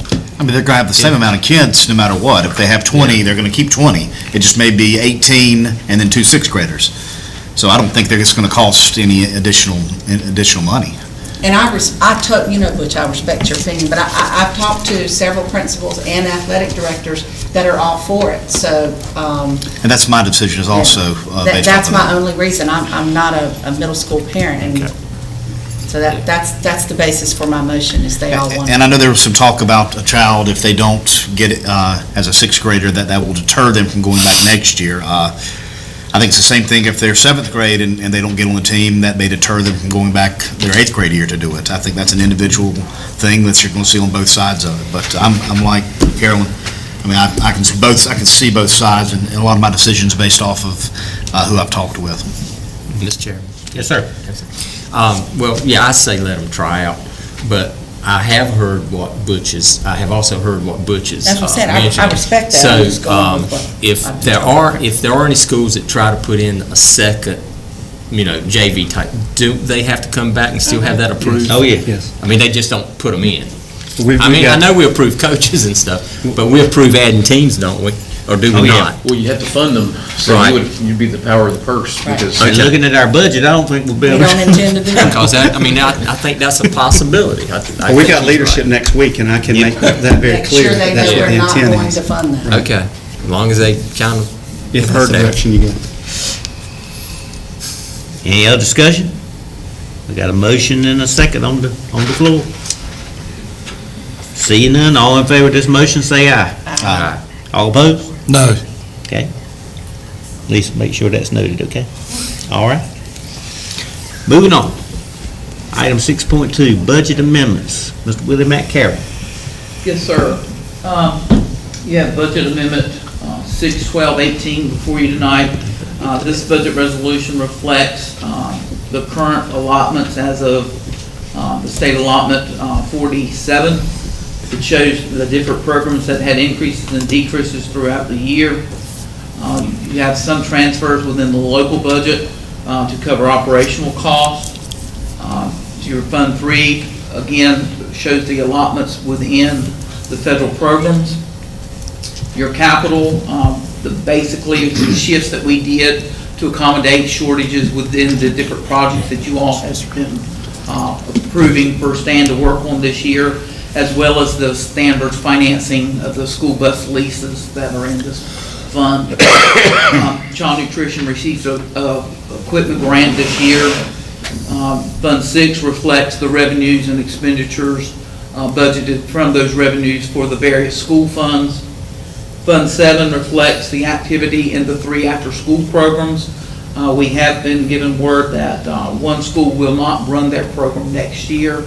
We have talked with the auditors. Those funds can be transferred to their individual school funds, and they can be tracked separately for budgeting purposes, but there are no restrictions on those monies once they go to Fund 6.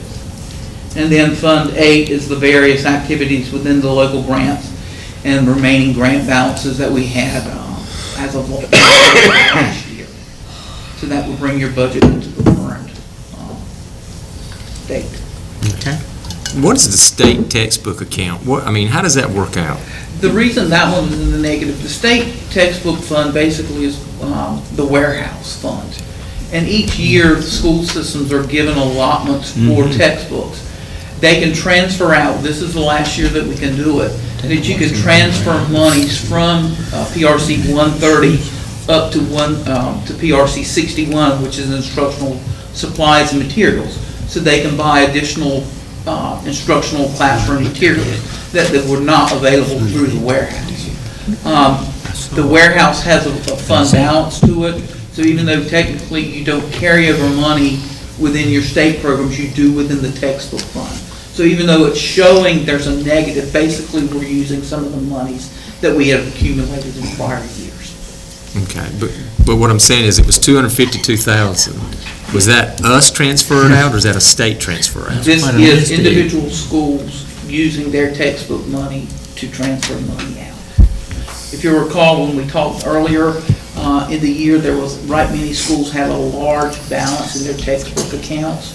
The state is limiting that they won't be able to transfer those monies out for instructional supplies next year. So they're making the best of it. We've had a lot of schools that buy Chromebooks for their classrooms and the carts because they are digital instructional materials. So that's been a bulk of the moves that we've had this year. Got a question. Just looking at the overall amended budget here, the right-hand column, is that what is the balance in each one of those accounts at this time? That will be the revised budget amount. That will not be the current balance after the expenditure. All right, how do you know what is the current balance? On a general ledger report I can run for you. This is just the budget amendments that are coming for you to cover the expenditure. Could we get one of those on the 27th? Yes, sir. The ledger account very similar to coincide with what this is, because some of these numbers look a little bit, I don't mean not blaming you, it just looks. They're hard for me to understand. Right. And put in perspective. If we could have something to put right beside this page here, what it is, or if you can put it on. That would be great. What the balance, add one more column, what your actual balance is. Keep in mind that on Fund 1, June 30th, those balances will be maxed and I won't have true figures because we still have June's payroll to post. Right. And then we have the accruals for the month of July or June for the teachers to post as well. All right, well, how about if we just wait after you get everything pretty well closed out, could you come back with this? I can give you one as best I can for the 20th or 27th, and then I can give you one at year-end close with the auditors, which basically are summarized within your audit. Well, just wait for the auditor first. Okay. All right. Usually I understand the money pretty good, but you've got me on this. I'm going to ask you one more question about that, and then I'm going to ask you again. Okay. If we had $252,000, and I understand what you're saying, and I've received calls about that particular fund, that's why I'm trying to get in my mind exactly what went on. How did we allow them to transfer out $358,000? That's all I'm saying. Because I've had that question asked to me, and I couldn't answer it, and I still can't. Okay. In the account this year, we got an allotment of $252,000. Are you saying it's carryover? You said it was carryover? Yes, the carryover. We have $500,000 in that account from carryover. I didn't book it in here. I was a little apprehensive about booking last year because state money doesn't really have a fund balance. Okay. But if you'd like to see it, I think I ended up. I was asked, I'm just trying to get an answer. So that's why, when you see that they transferred more than they got, they basically, those schools that had gotten their allotment in previous years, one school, I think, I had $130,000 that they had accumulated in prior years that they were transferring out this year. Most of the schools had $10,000 to $30,000 that they could buy. I know it makes sense to you, but in a short period of time, I'm looking at all these numbers and I just can't put it in perspective. Because when you do a snapshot of it, it looks like we spent money we didn't have, but I know that's fiscally impossible. That's kind of why I'm asking. I want a true figure eventually down the road, but not, I know you got to close that project. And there again, that last week, even though we may spend out to maximize dollars, we're looking at the bottom line on that PRC.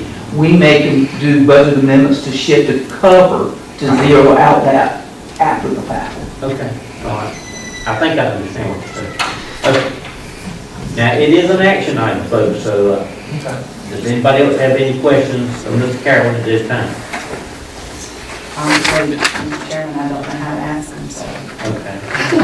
You're not going to put like We'll sit down and we'll see the details. No, I so trust you doing this right. Oh, I appreciate it. Yeah, just because. I want you to understand what I'm doing because I want you to feel comfortable with the numbers. I'm just being honest. I mean, y'all understand all of this.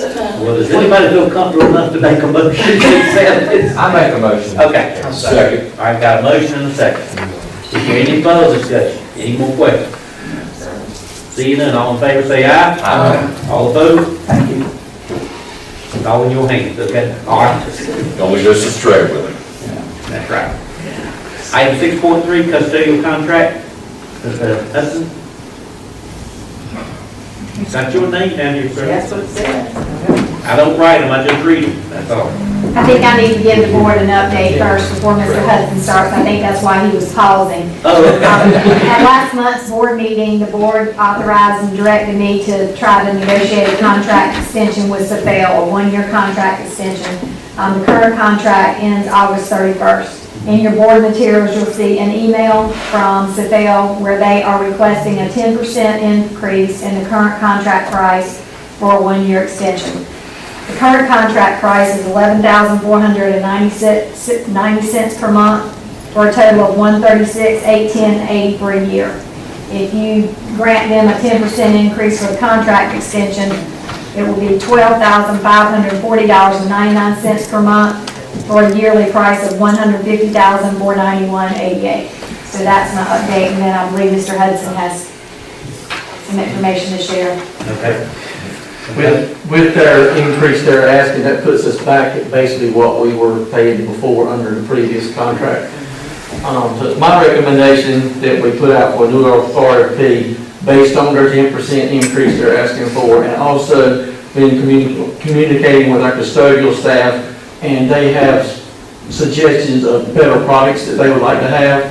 And I know if we add these products to Safel, they would want an additional increase. So my suggestion would be is that we write the RFP and specify the items that our custodial staff say they would like to have and give everybody a chance to bid back on it. So Safel will have the same opportunity, and I have 3 other companies that's interested, that's been talking Brain and MD Supply and another company, I can't remember the name of it, but we do have a lot of locals that are Eastern North Carolina. All right, you ready for a motion on this? Yes, sir. I move that we do not accept this and we RFP it back out, and whoever wants it, and bid on it. All right. With those. When does this contract Yes, add in what you August want. 31st. Okay, so we've got time to do We got that. time to do it. We'll have it out next week. I'll second it. Okay, I think we already got a second, but I appreciate it anyway. I'll do another third. All right, that's even better. All right, any more discussion? Seeing none, all in favor of this motion say aye. Aye. All opposed? Motion passes. Carry on. Thank you, Stan. Thank you, Ms. Evans. Okay, now I have to ask for a motion to go into closed session. I move that we go into closed session pursuant to General Statute 143-3-2.11A1 to prevent disclosure of confidential personnel files under General Statute 115C-321, and in order to preserve attorney-client privilege between the attorney and the board, which privilege is hereby acknowledged. Okay, we have a motion, do I have a second? Second. All right, got a motion, and a second, we go to closed session. All in favor of this motion, say aye. Aye. All opposed? Motion passes.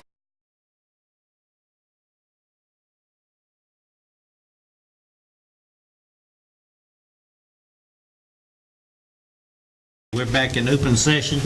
At this time, I will entertain a motion to accept the personnel agenda that was presented to us. Mr. Chairman. Second. Motion and a second. Any discussion? Yeah, I'm not vote, I like to pull number B, under 3. You will not be voting. I will not be voting for that, voting now. On item B, I under won't. transfers. Right. Okay, all Right. right, have that noted, Lisa. Okay. All right, all in favor of this motion, say aye. Aye. All opposed? Motion passes. Item 9, updates. First is the calendar. I know we're meeting on, what, June the 27th? 27th is our budget meeting for final closeout. It should be a brief meeting, Right. 5:30. Right. And then we need to pick a date for the July meeting. I expressed if we could avoid July the 17th. Any other date, I'm fine with, but I've got to be out of town that night. What is the feeling of the group on when you would like to meet? Are we going to try to just have one meeting in July? Just one meeting. Can we do it maybe not on a Tuesday? Do the 19th, whatever, however you want to, whatever you. The later we go, the hiring wise, the more new hires we'll have to approve. Okay, how about the 25th, a Wednesday? Is a Okay. Wednesday bad for people? Not for me. It's a little better for me. Can we do it on a Wednesday? I've got a conflict. Or the 19th, or the 18th, whichever. Either one, I'm fine. Which one works better, early, 18th or 25th? I mean, the longer we wait, like I said, the more new hires we'll have. So the 20, I mean, if 25th works, that would be preferable in the sense you'll have more 25th people be to better hire. because the nurse would be on the 18th. Okay. Okay, let's do that. Let's do the That's okay. 25th. All right, okay, so we will meet July 25th. 5:30? And you can contact us. if you 5:30, know something please. before then. Okay, thank you. Mr. Dunn will be off his audition and he'll be in the seat then. He'll be fine. After tonight, he might not. Okay. All right, any board member updates? I will not be present on the 27th. I've asked Miss Lisa to please call me because I'll be up north on vacation. All right. So she's gonna call me because it sounds like we've got some things that'll come back next. I'd just like to hear and. Can't go on vacation Okay. with us. All right. I have a real quick update, and I said this in my church the other day. I know from time to time, we all look at young people and shake our head, wondering what in the world they're thinking and doing. But after going to the graduations on Saturday and hearing the invocations and the benedictions and the valedictorian and salutatorian and class president speeches, I think we're going to be just fine. There's some fantastic young people in our county, and I wish them all the good success coming up. And I'd just like to apologize first for not being at graduation on Saturday, but I was up in the air on an airplane coming back from California, but I heard good reports from. You can see them all on video. Oh, yes, and I'd like to thank Ms. Booth for pitch hitting for me over at Washington High School that morning and everything. And if nobody else have any other board member updates, I would like to just remind everybody this coming Thursday of the reception for Dr. Phipps. Staff, faculty, whoever is open to the public from 5 to 7 down at the estuarian. There'll be a floating reception, so anyone can come by and pat Dr. Phipps on the back or say anything you want to say, Dr. Phipps. Get your parting shots in while you got it. But no, he will be here for the budget meeting on the 27th, and like I said before, it's Caldwell's gain, Beaufort County's loss, and we do appreciate everything. And with that, Did we not tell him we're all going up to stay with him for the Appalachian State? surprise, We're back. if nobody else has anything from the board member side, I'm going to turn it over to Dr. Phipps. I think he's got a few things. I want to congratulate our graduates. As Carolyn mentioned, we had a very busy day on Saturday, and it was well worth it. It just makes you feel good to see the culmination of their work and where they're headed. But also, as we close out a school year, I think we have to say thanks to our faculty and staff members who work so hard throughout the school year to make things successful, and we're grateful. And if I could take a couple more minutes, I've got some stuff I want to read to make sure that I say this correctly. I want to thank the Board of Education for the opportunity provided to me to be here to be a leader. The folks that are sitting on the board now, the folks that are here, Mac Hodges, ECP, Eltha Booth, and Barbara Boyd Williams, were here back in December of 2009 when I had the opportunity to interview. But Robert Belcher, William Warren, Cindy Winstead, Teresa Banks, Mike Isbell were the folks that were on that original board.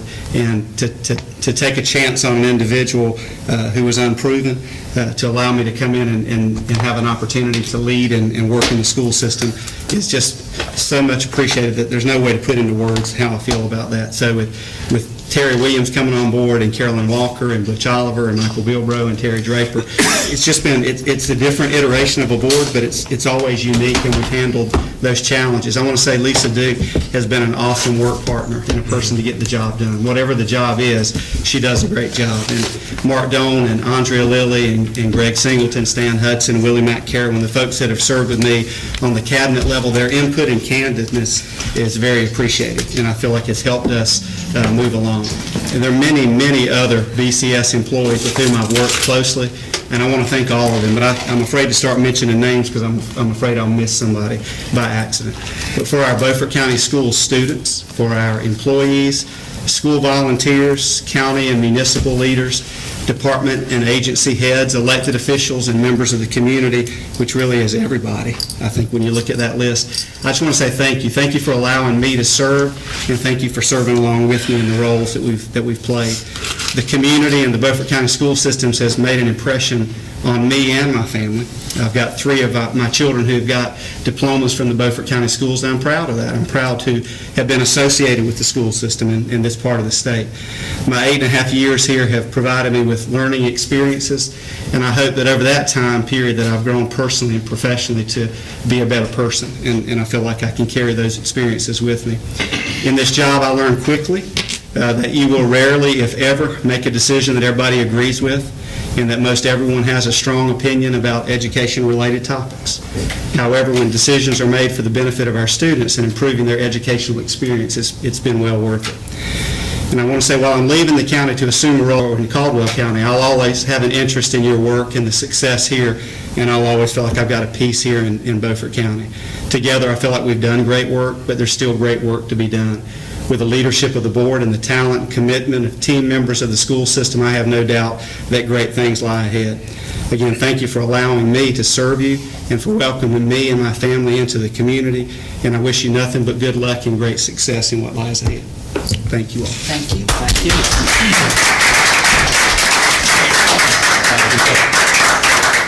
Good luck to you, sir. Thank you. Does anyone else have anything they need to say? I think we've said a lot tonight. I move we adjourn. Got a motion, got a second? Got a fourth. All right. All in favor say aye. Stand up. Okay. Good night.